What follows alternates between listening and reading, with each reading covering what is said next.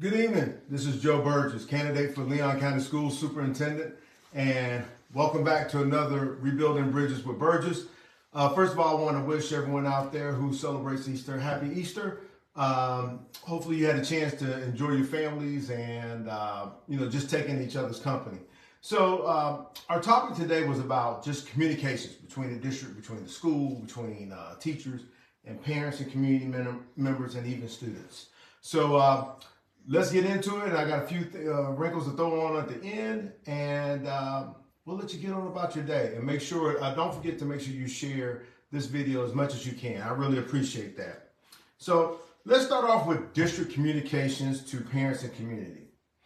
First of all, if you've been a parent, if you've been a teacher, if you've been an administrator, one of the most difficult things to encounter has been the district website. We have people who have worked on this, but we really need to bolster it up. We need to make it more user-friendly. I know that many times, even our school staff, we have had trouble finding things. And I'm not absolved of saying sometimes that's difficulty even on the school websites, but we really have to have people who are just dedicated to making it user-friendly, links and everything of things you can find on the website. Even having a frequently requested item on your website. And as I said, we definitely need to also improve school websites. I'm not here to just throw say, oh, the district has to improve things and not say that's not schools. No, schools have to improve their websites too. One of the things that we really need to talk about, just talking about district communication with the community and the decision that you make as the superintendent, one of those big issues would be the Office of Enrollment, which has been disbanded right now. But the fact that we even created an Office of Enrollment says our lack of understanding our relationship with soon-to-be parents and future parents coming to our schools. The Office of Enrollment was a centralized district office where everybody went to go register and then came back to school. I will tell you this, that would never be something that we would do under my administration. First of all, every person who's going to enroll in the school should go to that school. That relationship should begin immediately with that school. If paperwork is missing, it should be discussed with that school. You have to begin that relationship, especially the younger the student that we are talking about. So if we're talking about like a kindergarten, can you imagine multiple days that a kindergarten could have been in school and they were not? We have got to get them in front. And so that's why it's important that our communications, how to enroll, is done through the school. Having parents trying to look on the district website to see how they enroll their kids is not most feasible. They should be going to the school. They should be able to ask the people within their community, hey, tell me about the local schools. Oh, here's our local public schools right up the street. We also need to improve our social media capabilities.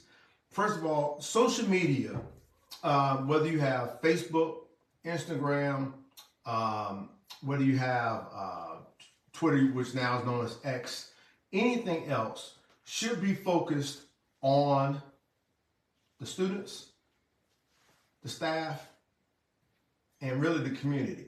It really should not be looked at as something that is an apparatus of the superintendent. I will tell you this, if you go on my school website and if you were to look at our social media pages, you will rarely see my face on there. And it shouldn't be. It should not be the focus. The focus should be students, staff, which means teachers, non-instructional, and it should include parents and other members of the community. That's who the focus should be. That's who should be highlighted. If anyone else is being highlighted, it actually is not serving its purpose. It is there to focus those individuals, to make sure to highlight those individuals. As somebody who's leading the school or leading the district, I support from the background. It doesn't mean from time to time your picture is going to be on there. But if it's 90% of the pictures that you see on there, that is not being used appropriately. So just want to put that out there for you guys. Also, some of the difficulties that we're having for families out there is Channel 23, or bringing it back. I know that we're streaming. To me, if we're going to put up our school board meetings, we should do it in as many different mediums as possible to make it easier for our users to be able to acquire the ability to see the meetings. Everybody can't go in person. So we should have different meetings where people can see it. Always trying to say you got to have it streamed. That's not being capable to everyone. So we need to have that. Understand it may be a cost factor, but it is worth it. Every community member should have the ability to see it, should be able to work through whatever provider that they have, whether it be streaming, cable, whatever, to be able to see it. And it should be available full service the next day, pulled up for everybody to see with the notes going with it. Now I'm going to move on to school communication with parents and community members.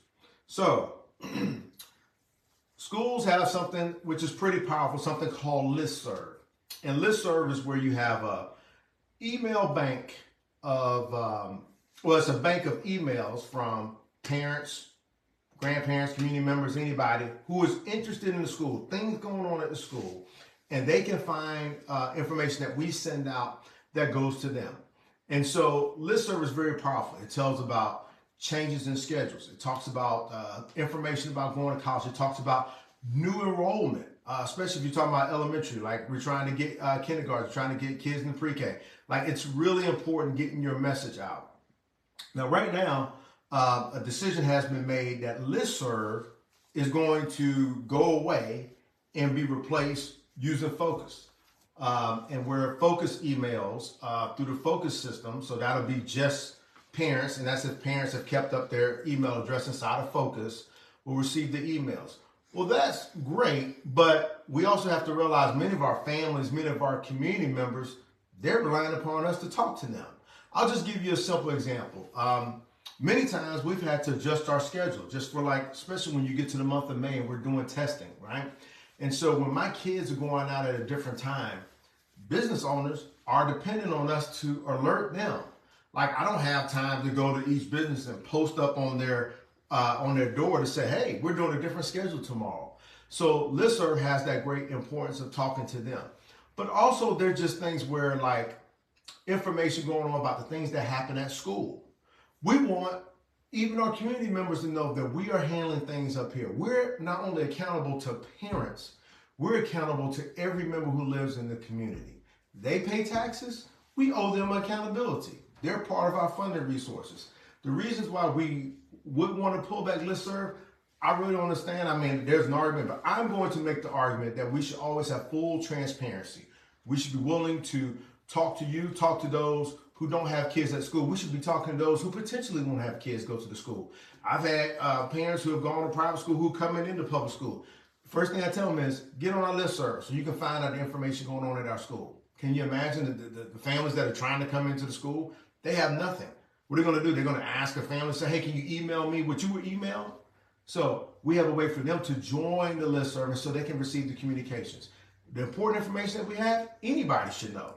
I will tell you this. We have, again, speaking of those private schools, I know many private school parents who actually are on our Listservs because the information that we give is so good, anybody can use it. And we should be willing to share it with anybody. That actually tells our story as public schools, how good we are and things that we do. And like I said, we keep that door open because maybe those families want to come back into our public schools. And we're banking on that with the way we communicate.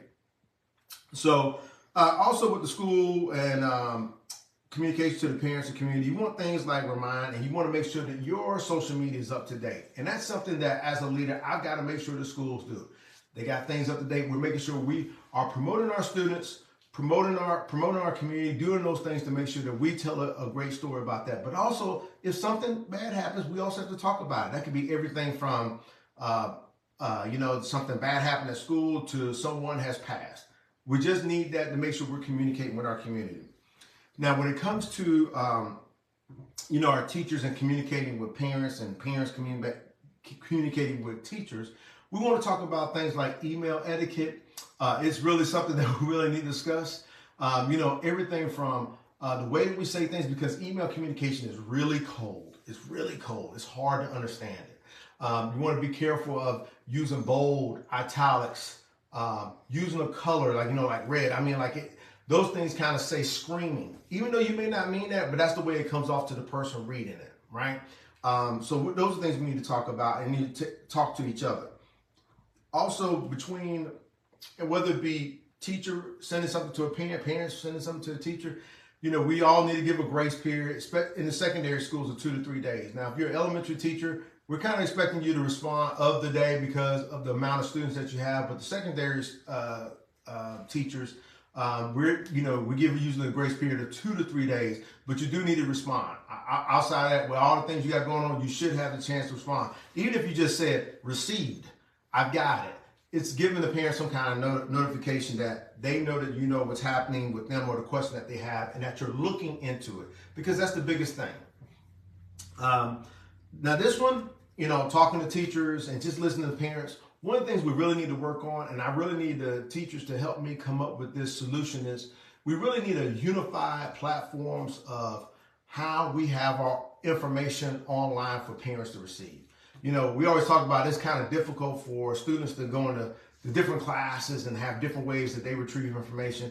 And think about it, it's really tougher on parents coming in and having information all kind of different places on platforms. So we've got to come up with a unified way that happens so that parents can have an easier way of doing it. And actually it will say, and it puts more ownership. So, hey, you actually know where those things are. So, but I do want to sit down with teachers. I do want to come up with a unified solution to help do that. You guys, are part of the way of solving this. Now, as I move on, I'm going to transition real quick. This is still about communication. But if you look up right here, this is the climate survey. So if you see that right there, that is our climate survey. Hopefully you guys looked at it. You gave some responses for the district. What I really want to highlight is if you go back and look at those surveys, the one thing you won't see on there is any evaluation, any kind of accountability for the district. And I'm not just talking about district offices, because it can seem like I'm talking about a district secretary, I'm talking about some district director. No, I'm talking about the district, like the entire district, like the leadership of the district.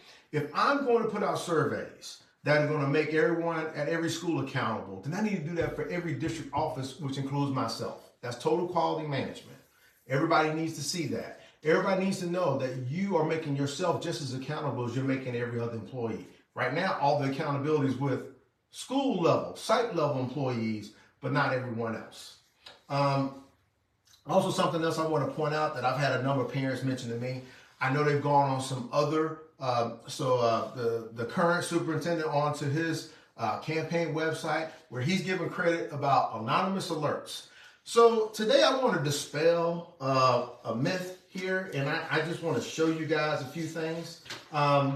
What is anonymous alerts? So anonymous alerts is the system that Childs at my high school, Childs High School, has been using since 2016, and the district has been using since last year, where it's a anonymous third-party system that allows people to send information, send it to administrators and for others to see it.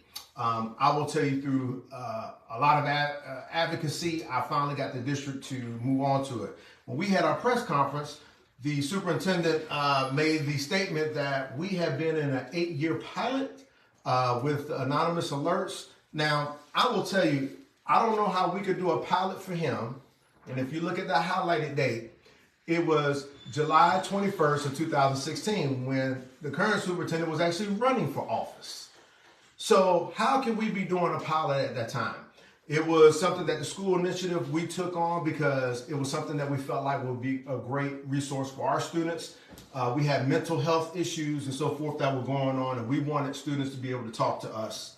And to further prove that we did this, I've got this next one. And if you look at the date, and then if you actually flip it, let them see the date, and then flip it, there's another highlighted date right there, and that is when we got our first anonymous alert, Thursday, August 25th of 2016. Again, prior to the election. It lets you know that we had that program out here. And also this one here, and that was showing you that we were doing that for our assemblies, because you'll see August 10th of 2016, right? The point to prove there is that, one of the things you should do as a leader is give proper credit where credit is due. If you get something from someone, just say it. And don't try to pawn it off as, oh, they were doing a pilot. Can't do it. Listen, if I was doing a pilot, it would have been a pilot for Jackie Palmas. I wasn't doing a pilot for him either. Actually, this was something that we were doing at Childs High School. And it was something that I advocated for to go to all the other schools because our kids are that important.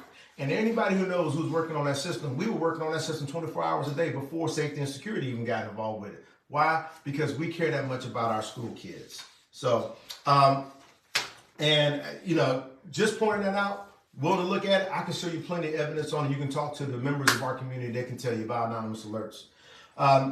This weekend is Springtime Tallahassee. My supporters and I will be out there, not in Springtime Tallahassee, because for some reason they feel like only those in office should be allowed in the parade and not those trying to get in office, even though they say it's not political, but you allow the people running for office in election year to be the ones in the parade. Interesting thought there. But we will be out there, out and about. You'll see people with our shirts. We'll be handing out candy. If you see us, come talk to us. We'd love to talk to you. Looking forward to it. And as we wrap up, just want to remind everybody, LetJoeBurgess.com is the website. And also we have a Facebook page where you can find the links to volunteer. And then we definitely need your donations, because if you remember, this is a grassroots campaign. Every dollar counts. If you give 5, 10, 25, 50, 250, whatever, we will take it. We need your help in order to make the changes for our kids here in Leon County. And this is Joe Burgess, candidate for Leon County Schools, signing off. Take care.